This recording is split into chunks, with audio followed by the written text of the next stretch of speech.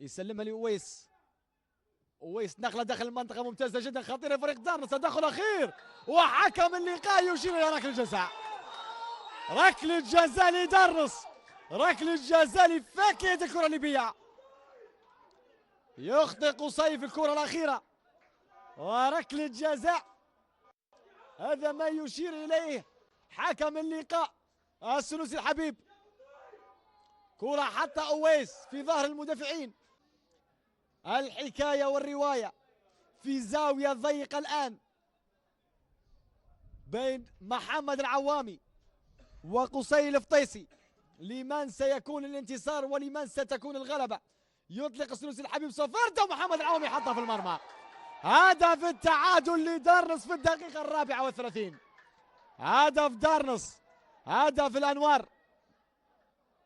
ولكن السنوسي يطلب إعادة ركلة الجزاء في الدقيقة 35 من عمر الشوط الثاني.